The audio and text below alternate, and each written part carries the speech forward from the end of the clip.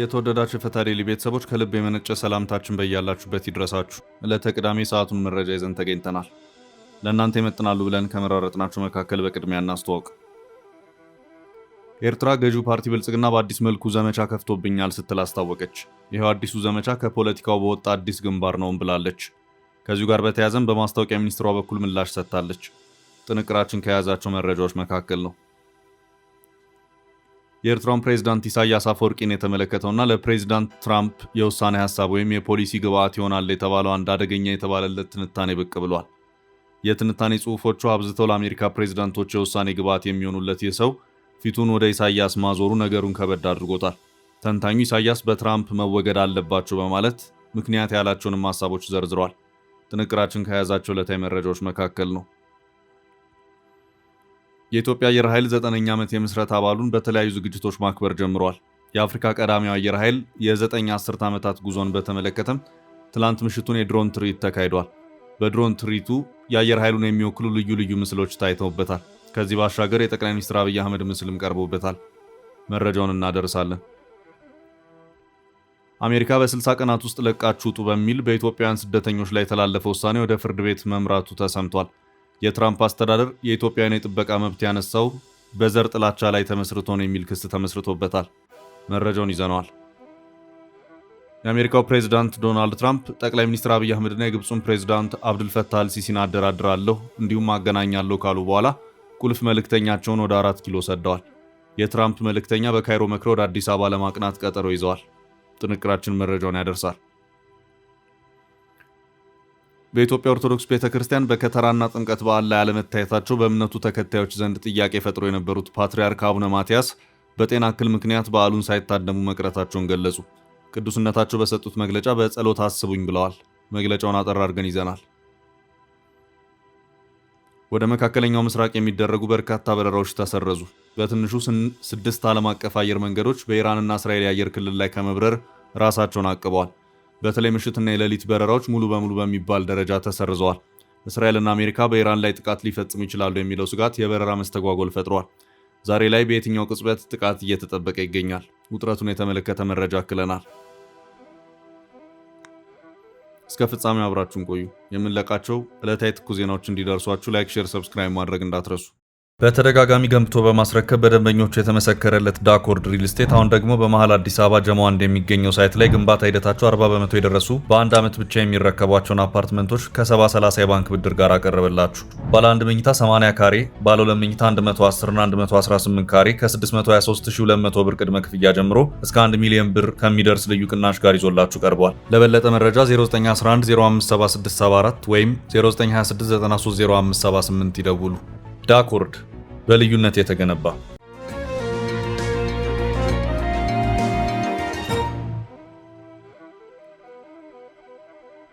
በኢሳያስ ጉዳይ ለዋይት ሃውስ የቀረበው የኤርትራው ፕሬዝዳንት ኢሳያስ አፈወርቂ በትራምፕ ጣልቃ ገብነት መወገድ አለባቸው የሚል አዲስ ሐሳብ ቀርቦባቸዋል። ይኸው ጥያቄ በትንታኔ መልክ የቀረበ ሲሆን በአሜሪካ መሪዎች በኩል ከፍ ያለ ተሰሚነት ባለው ሰው የቀረበ ነው። ይህ ሰው ማይክል ሩቢን ይባላል። በአሜሪካ ፖለቲካ ውስጥ ተሰሚነት ያለው የፖለቲካ ጉዳዮች ተንታኝ ነው። በግልና ከሌሎች ጋር በሚያደርጋቸው ምርምሮችና ጥናቶች ለአሜሪካ መንግስት የፖሊሲ መነሻ የሚሆኑ ግብዓቶችን እየተነተነ ያቀርባል። የቀጠና የፖለቲካዊ ጥናቶቹና ምርምሮቹ በመካከለኛው ምስራቅ እንደዚሁም አልፎ አልፎም በአፍሪካው ቀንድና ቱርክ ላይ መሰረታቸውን አድርገው ይታያሉ። ቀላል የማይባሉት ትንታኔዎች የአሜሪካ መንግስት የፖሊሲ ሀሳብና የውሳኔ ግብዓትም ሆነው ያገለግላሉ። ይህ ሰው አሁን ደግሞ ፕሬዝዳንት ኢሳያስ ላይ ዞሯል። ይህ ሰው በትራምፕ ሊወገዱ ይገባል፣ ፍጠኑም ብለዋል። ጋዜጠኛውና የፖለቲካ ጉዳዮች ተንታኙ ማይክል ሩቢን በኢራቅ ጉዳይ የፔንታጎን አማካሪ ሆኖ እንደሰራ መረጃዎች ያመለክታሉ። ዳንሲንግ ዊዝ ዘ ዴቪል ከጻፋቸው መጽሐፍት መካከል ነው። በፖለቲካ ትንታኔ ዙሪያ ያለው የካበተ ልምድና ችሎታው በአሜሪካ አመራሮች በኩል ያለውን ተሰሚነት ከፍ አድርጎታል። ይህ ሰው በአሜሪካ ውስጥ ያለውን ከፍ ያለ ተሰሚነት በመጠቀም በአሁኑ ሰዓት ደግሞ የኤርትራው ፕሬዝዳንት ኢሳያስ አፈወርቂ በትራምፕ አስተዳደር በኩል መወገድ አለባቸው የሚል አዲስ ሐሳብ ይዞ ብቅ የማለቱ ጉዳይ በቀላሉ አልታየም።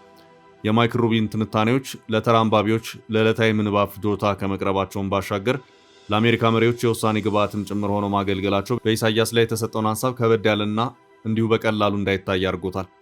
ማይክል ሩቢን ኢሳያስ ይብቃቸው፣ መንግስታቸው በትራምፕ አስተዳደር መወገድ አለበት በማለት ሀሳቡን ሲያቀርብ ለዚሁ የሚያበቁ ያላቸውን ምክንያቶችም አንድ ሁለት ብሎ በመዘርዘር ጭምር ነው። የእስር ቤቱ ሀገር ወይም ፕሪዝን ስቴት በማለት ኤርትራን የገለጻት ተንታኙ ማይክል ሩቢን ኢሳያስ የገዛ ዜጎቻቸውን ያለ ፍርድ አስረው ለዓመታት በእስር ቤት ከማማቀቅ ጀምሮ የአሜሪካና የስዊድን ዜጎችን ሳይቀር አስረው የያዙ አደገኛ መሪ እንደሆኑ መታወቅ ይገባልም ሲል አስታውቋል። ማይክል ሩቢን በአውሮፓውያን አቆጣጠር 2012 ወይም የዛሬ 14 ዓመት አካባቢ ሲሃም አሊ የተባለች የ15 ዓመት አሜሪካዊት ትውልድ ኤርትራዊ ታዳጊ ከኤርትራ የመውጣት እንቅስቃሴ ላይ በነበረችበት ወቅት በሀገሪቱ የጸጥታ ኃይሎች ተይዛ ዛሬም ድረስ በእስር ላይ እንደሆነችም አመልክቷል። ይህም ሊሆን የቻለው የቀድሞ የሀገሪቱ ማስታወቂያ ሚኒስትር አሊ አብዱ ለስራ ወደ ጀርመን በሄዱበት በዚያው ስርዓቱን ከርተው ስለቀሩ ነው ሲልም አስታውቋል። የኤርትራ መንግስት ከዚህም በተጨማሪ ስዊድን ዜግነት ያለውን ትውልድ ኤርትራዊ ጋዜጠኛ ዳዊት ይስሐቅን ለ25 ዓመታት ያህል በእስር ላይ ቢያቆየውም ዛሬም ድረስ ሊለቀው አልቻለም ያለው ተንታኙ ማይክል ሩቢን ኢሳያስ በሀገር ውስጥ ከሚያካሂዱት የሰብአዊ መብት ረገጣን ባሻገር ቀጠና ያለመረጋጋትን የሚፈጥሩ የተለያዩ ሀገራት ታጣቂዎችን ሳይቀር አስጠልለው ወታደራዊ ስልጠናዎችን እንዲወስዱ በማድረግ የሌሎች ሀገራትን ሰላም የሚነሱ ናቸው ሲል የመከራከሪያ ሀሳቦቹን ዘርዝሮ አቅርቧል። የትራምፕ አስተዳደር ኢሳያስን ለማስወገድ የሚያበቁ በቂ ምክንያቶች ያሉት መሆኑን ያብራራው ተንታኙ ከእነዚህም ሀሳቦች በተጨማሪ ሌሎች የኢሳያስ መንግስት አገዛዝ መገለጫዎች ናቸው ያላቸውንም ጭምር በመዘርዘር ለማሳየት ሞክሯል። ማይክል ሩቢን በዚሁ በተለያዩ ድረገጾች ተሰራጭቶ በተነበቡለት ትንታኔው ትራምፕ ጊዜ ሳይወስዱ ወደ እርምጃ መግባት ያለባቸው መሆኑንም ጭምር አሳስቧል። ኢሳያስ ከትራምፕ አስተዳደር ጋር ያለኝን ግንኙነት አሻሽላለሁ በማለት የዛሬ ዓመት አካባቢ በነበራቸው አንድ ቃለ ምልልሳቸው ሲናገሩ ቢደመጡም በዓመቱ ከሳምንታት በፊት በነበረው አንድ ሌላ ቃለ ምልልሳቸው ደግሞ መልሰው የትራምፕ አስተዳደርን ሲወርፉ ታይተዋል።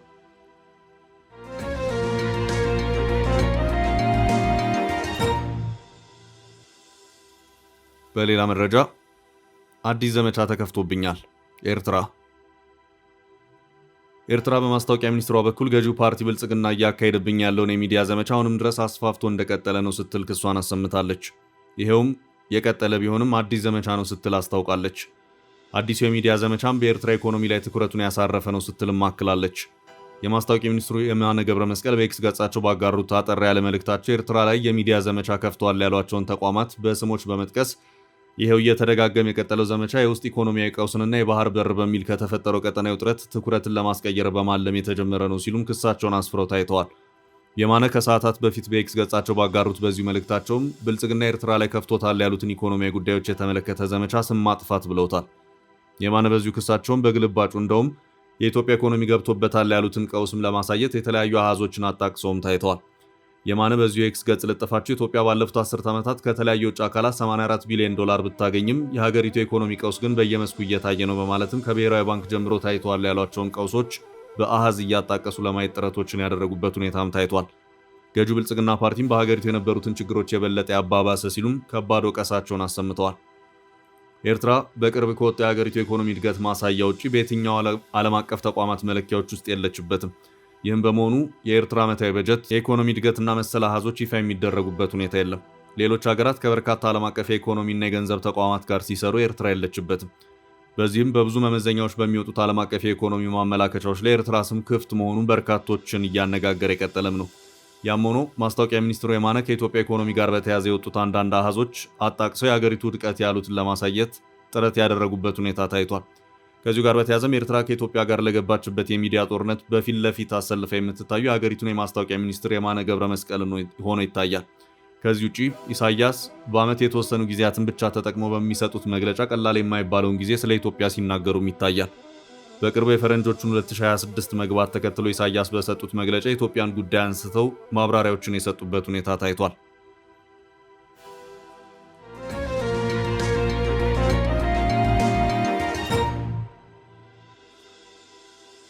በቀጣይ ርዕሳችን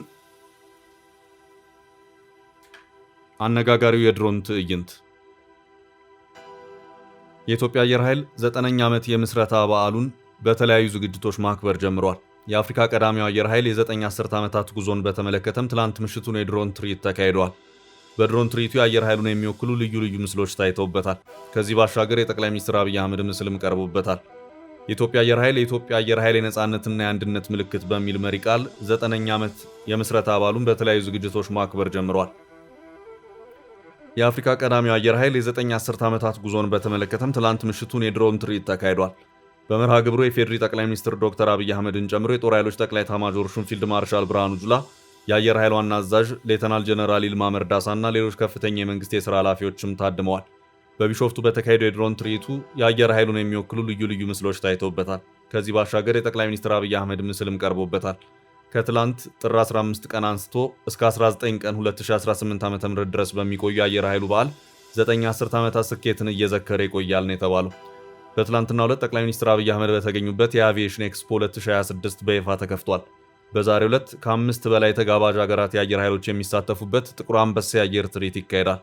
እውነቱ የርችት ትዕይንት፣ የድሮን ሾው፣ የፓናል ውይይቶችን ጨምሮ ልዩ ልዩ መርሃ ግብሮችን አካቷል። የፌዴሪ አየር ኃይል ዋና አዛዥ ሌተናል ጀነራል ይልማ መርዳሳ ክብረ በዓሉን አስመልክተው ባስተላለፉት መልእክትም በ1928 ሻለቃ ሚሽካ ባቢቼፍን ዋና አዛዥ በማድረግ ከአፍሪካ ግንባር ቀደም የአቪዬሽን ተቋም ሆኖ መመስረቱን አስታውሰዋል። የኢትዮጵያ አየር ኃይል ምንም እንኳን በበርካታ ውጣ ውረዶችና ፈታኝ ሁኔታዎች ውስጥ ቢያልፍም በዘመናት መካከል እየደመቀ ከሶማሊያው ዚያድ ባሬ ጀምሮ እስከ አሸባሪው አልሸባብ ድረስ የኢትዮጵያን ሉዓላዊነት ለመዳፈር የቋመጡ የውጭ ወራሪዎችንና ሽብርተኞችን ድባቅ እየመታና በድል እያሸበረቀ ከትውልድ ወደ ትውልድ የሚሸጋገር ደማቅ የ90 ዓመታት ታሪክ መጻፍ የቻለ ታላቅ ተቋም ነው ሲሉ የአየር ኃይል ዋና አዛዡ አመልክተዋል። ሌተናል ጀነራል ይልማ መርዳሳ በተለይም ከ2010 ዓ.ም ጀምሮ መንግስት ለአየር ኃይል በሰጠው ልዩ ትኩረት በቴክኖሎጂ ሽግግር፣ በሰው ኃይል ግንባታ፣ በውጊያ መሰረተ ልማትና ሌሎች በርካታ የሪፎርም ስራዎችን በመስራት ላለፉት 8 ዓመታት የኢትዮጵያን ታላቅነት የሚመጥን አየር ኃይል ለመገንባት ስራዎችን መስራት በመቻሉ ተቋሙ አመርቂ ውጤት እያስመዘገበ እንደሚገኝ ገልጸዋል። በመጨረሻም ዋና አዛዡ የኢትዮጵያ አየር ኃይል የነጻነትና የአንድነት ምልክት በመሆን ለአፍሪካውያን የጋራ እድገትና አንድነት በትኩረት የሚሰራ መሆኑን መናገራቸውን ከመከላከያ ሰራዊት የማህበራዊ ትስስር ገጽ ያገኘነው መረጃ ያመለክታል።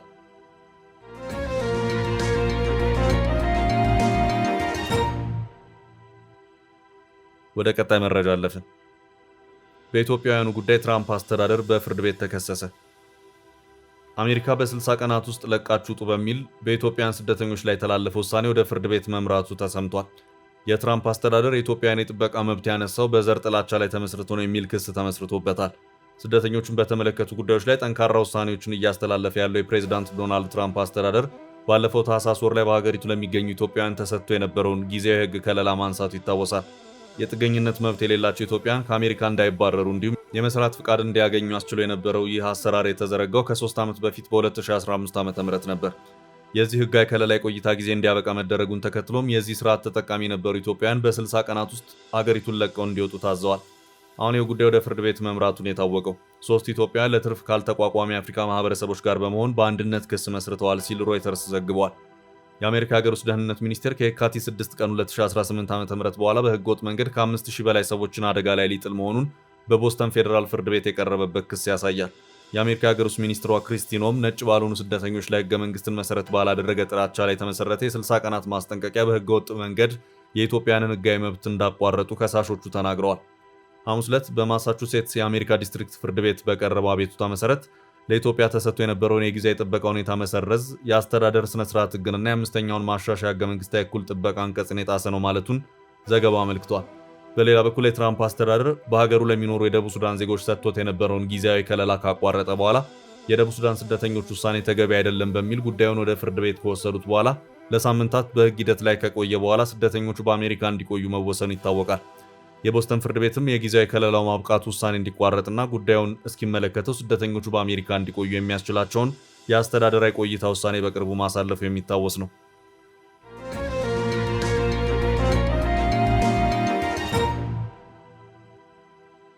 በቀጣይ ርዕሳችን የትራምፕ ቁልፍ ሰው ወደ 4 ኪሎ።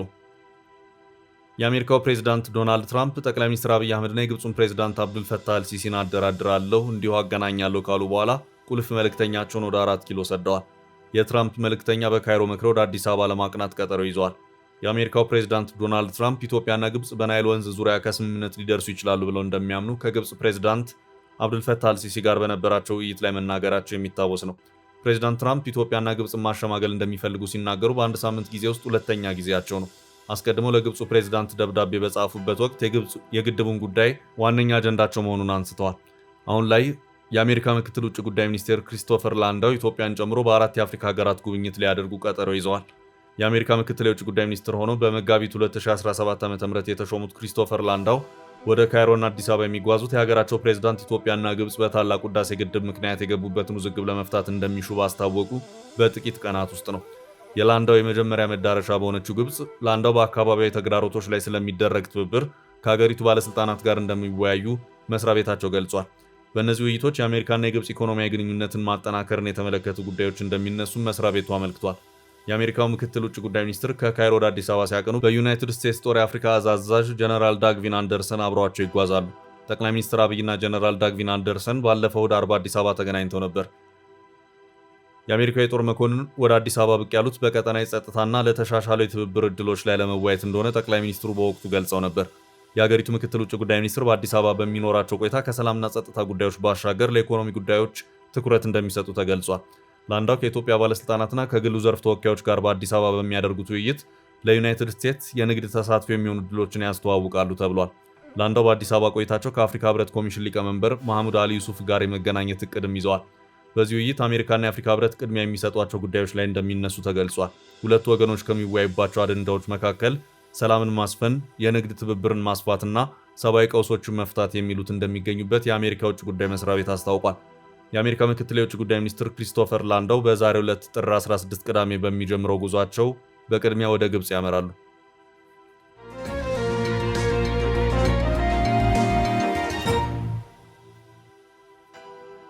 በቀጣይ መረጃችን በጸሎት አስቡን ብፁዕ ቅዱስ አቡነ ማትያስ። ባለፉት ቀናት በመላው ኢትዮጵያ ኦርቶዶክስ ተዋሕዶ ምዕመናን ዘንድ ቅዱስነታቸው የት አሉ የሚለው ጥያቄ ከፍተኛ መነጋገሪያ ሆኖ ሰንብቷል። በትላንትናው ዕለት ብፁዕ ቅዱስ አቡነ ማትያስ መግለጫ የሰጡ ሲሆን ስለ ጤንነታቸውና ስላላቸው ተስፋ በግልጽ ተናግረዋል። አቡነ ማትያስ በሕክምና ላይ መሆናቸውን ገልጸው ምዕመኑን በጸሎት አስቡኝ ሲሉ ጠይቀዋል። በመግለጫቸው ቅዱስነታቸው ባጋጠማቸው ድንገተኛ የጤና መታወክ ምክንያት ባለፉት የጥምቀትና የቃና ዘገሊላ ታላላቅ በዓላት ላይ በአካል መገኘት አለመቻላቸውን የገለጹ ሲሆን ሆኖም በአሁኑ ወቅት በሕክምና ክትትል ላይ መሆናቸውንና ደህና ነኝ እግዚአብሔር ይመስገን ሲሉ ገልጸዋል። በማህበራዊ ሚዲያና በተለያዩ መድረኮች በሚሊዮን የሚቆጠሩ የእምነቱ ተከታዮች ስለ ቅዱስነታቸው ጤና ሲጠይቁና ሲጨነቁ መቆየታቸውን ተከትሎ ቅዱስነታቸው ይህን ፍቅርና ሐሳቢነት እንደሚሰሙ ገልጸው ስለ ሐሳባችሁ እግዚአብሔር ይስጥልኝ ብለዋል። በመዲናው አቅራቢያ በጥምቀት በዓል በኮየ ፈቼ ፈንታ መድኃኔዓለም ደብር በከተራ ዕለት በደረሰ አደጋ ሕይወታቸውን ላጡ ወጣቶች ያላቸውን ጥልቅ ሐዘን የገለጹ ሲሆን አቡነ ማትያስ ለቤተሰቦቻቸው መጽናናትን ተመኝተዋል። ቅዱስነታቸው በመጪዎቹ በዓላት በተለይ የአብይ ጾም ዋዜማና ተያያዥ በዓላት ላይ እንደወትሮ በአውደ ምሕረት ተገኝቶ ቡራኬ ለመስጠት በከፍተኛ ተስፋ እግዚአብሔርን እየለመኑ መሆኑን መግለጻቸውን የተዋሕዶ ሚዲያ መረጃ ማዕከል አመልክቷል።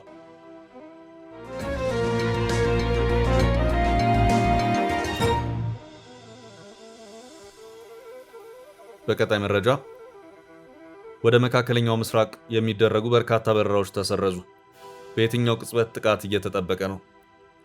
ከትላንት ጀምሮ ወደ መካከለኛው ምስራቅ የሚደረጉ በርካታ በረራዎች ተቋርጠዋል። በርካታ ዓለም አቀፍ አየር መንገዶች በኢራን እና በእስራኤል የአየር ክልል ከመብረር ተቆጥበዋል። በአሁኑ ወቅት በመካከለኛው ምስራቅ ያለውን የጸጥታ ሁኔታ ተከትሎ ነው በረራዎች የተቋረጡት። በትንሹ 6 ዕውቅ አየር መንገዶች በረራዎችን የሰረዙ ሲሆን ከእነዚህ መካከል የሆላንዱ አየር መንገድ KLM ወደ እስራኤል፣ ሳውዲ አረቢያና የተባበሩት አረብ ኤምሬትስ የሚያደርጋቸውን የሌሊት በረራዎች መሰረዙን ይፋ ሲያደርግ፣ ኤር ፍራንስ ወደ ተባበሩት አረብ ኤምሬትስ የሚያደርጋቸውን የሌሊት በረራዎች በድንገት ሰርዟል። እንዲሁም ብሪቲሽ ኤርዌይስ በተመሳሳይ ወደ ተባበሩት አረብ ኤምሬትስ የሚያደርጋቸውን የሌሊት በረራዎች ሙሉ በሙሉ ሰርዟል። ብዙ መዳረሻዎች ያሉት ስዊዝ አየር መንገድ ትላንት ምሽት ወደ እስራኤል የሚደረጉ በረራዎቹን ሲሰርዝ፣ ግዙፎቹ ዩናይትድ አየር መንገድ እና ኤር ካናዳ ወደ እስራኤልና መካከለኛው ምስራቅ የሚያደርጓቸውን በረራዎች አቁመዋል። አየር መንገዶቹ በረራዎቹን የሰረዙት የአሜሪካ የባህር ኃይል የጦር መርከቦች ወደ መካከለኛው ምስራቅ መጠጋታቸውን ተከትሎ ሲሆን በተለይ አርማዳ የተሰኘችው የጦር መርከብ ኢራን ላይ ጥቃት ለመሰንዘር የሚያስችላትን ስፍራ መያዟን ተከትሎ ነው። እንዲሁም የቱርክ ውጭ ጉዳይ ሚኒስቴር ሃካን ፊዳን ዳቮስ ላይ በሰጡት ቃል እስራኤል ኢራንን ለማጥቃት አጋጣሚውን ልትጠቀምበት እየተሰናዳች መሆኑን መግለጻቸውን ተከትሎ ነው። የእስራኤል ጦርም በተጠንቀቅ እንዳለ ትላንት ተገልጿል። በዚህ የተነሳ አብዛኞቹ አየር መንገዶች የኢራን፣ ኢራቅ እና እስራኤል አየር ክልልን የአደጋ ስጋት ቀጠና አድርገው ፈርጀዋል። የእስራኤሉ ቤንጉሪዮን ዓለም አቀፍ ኤርፖርት ከትላንት አርብ ጠዋት ጀምሮ አብዛኞቹን የዓለም አቀፍ ኦፕሬሽኖች አቁሟል። እንዲሁም የዱባይ ዓለም አቀፍ ኤርፖርት ዲኤክስቢ በርካታ የምዕራባውያን አየር መንገዶች የምሽትና የሌሊት በረራዎችን በመሰረዛቸው ክፍተቶች ተፈጥረዋል። በቀጠናው የአየር ጥቃቶችና ግጭት በማንኛውም ሰዓት ሊያስተናግድ መቻሉ ነው የተመለከተው። ውድ ቤተሰቦቻችን ለዛሬ ያዝንላችሁን ርዕሰ ጉዳዮች እዚህ ላይ ቋጨን። ላይክ፣ ሼር እና ኮሜንት በማድረግ ለቻናላችን ድጋፋችሁን መግለጽ እንዳትዘነጉ እያልን ከሌሎች መረጃዎች ጋር ደግመን እስክንገናኝ ቸር ያሰማን ስንል ተሰናበትን።